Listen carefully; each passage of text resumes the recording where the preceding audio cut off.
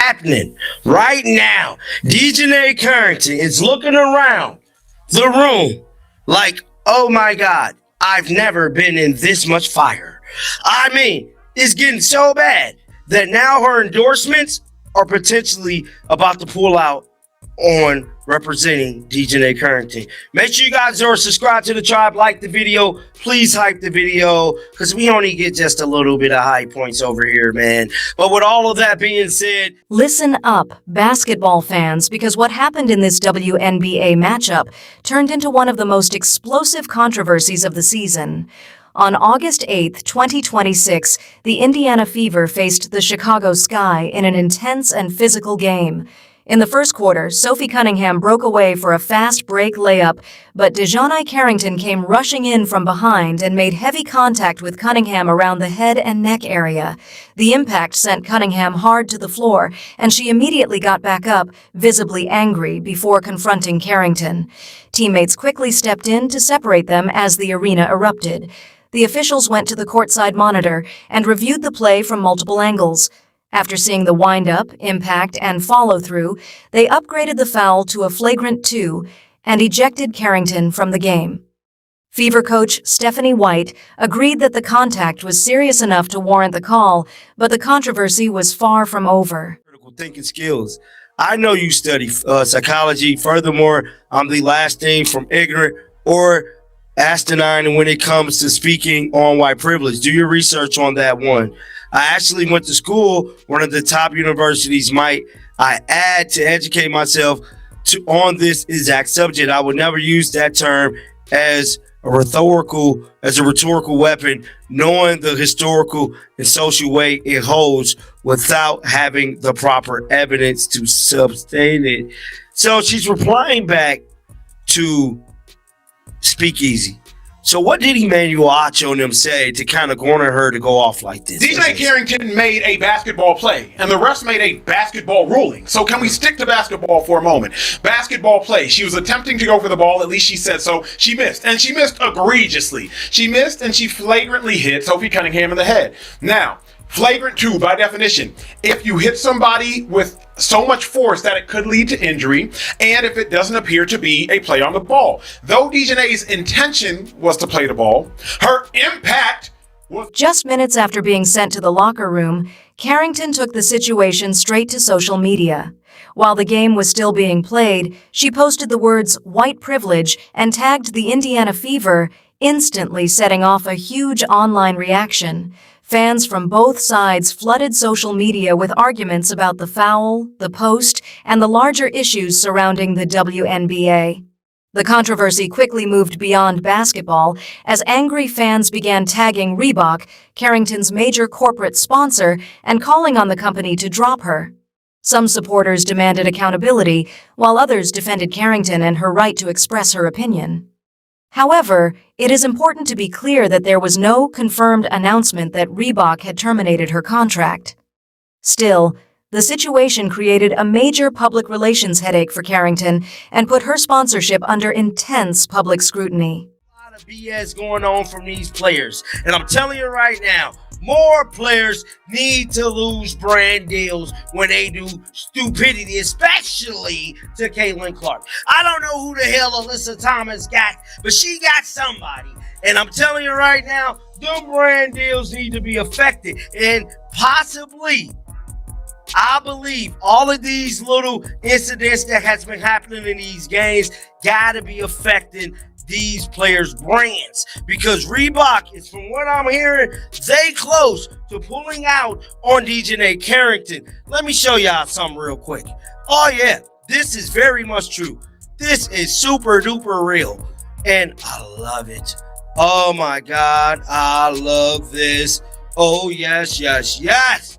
Hit him where it hurt. Hit him in the pockets, bro. Now, this is a report that has come out. Let me blow it all the way up for y'all so y'all can see this. It says, perfect. Good job, Reebok, for having morals clause in her contract and enforcing by pulling it. Carrington is a bully that the league apparently is protecting. Wake up, WNBA, before someone get really hurt. You'll get sued because we Americans won't stand for the abuse.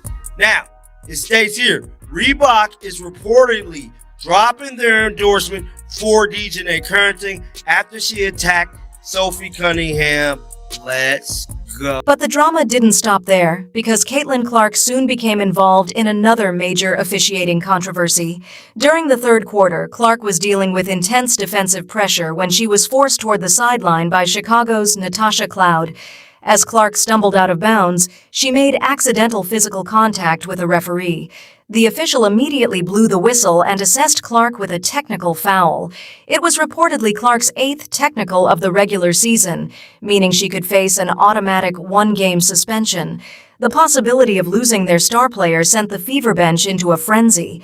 Stephanie White angrily argued that the contact was completely incidental and was also given a technical foul.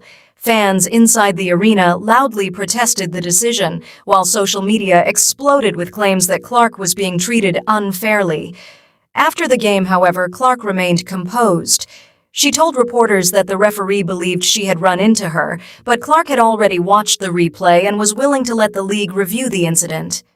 She maintained that the contact was accidental and that there had been no angry exchange with the official. You, on the other hand, you are sitting here trying to play as if you're a victim and the people are just intentionally looking for a reason to attack you. Oh no, the people just are looking for a reason to divide us. No, oh no, it's not because I don't stand up for the players on my roster. That's not why. What? Now you're trying to make yourself a victim.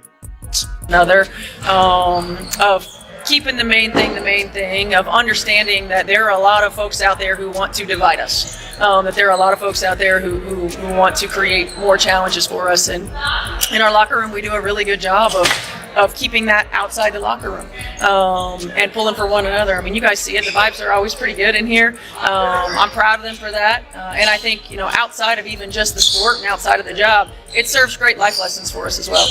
Yo, this lady needs to be fired. She's horrible. She's absolutely horrible at her job.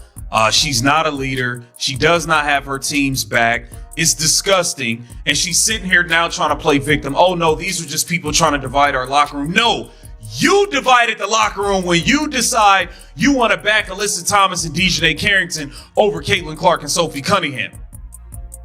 2 dirty ass plays happen. You don't want to call it out. We know why. I know your alliance to them with the letter mafia. I get it. But don't make it seem like people are making things up to divide the locker room. Knock it off. Have some accountability for a change. It's disgusting. Dan Dockett sounded off on her.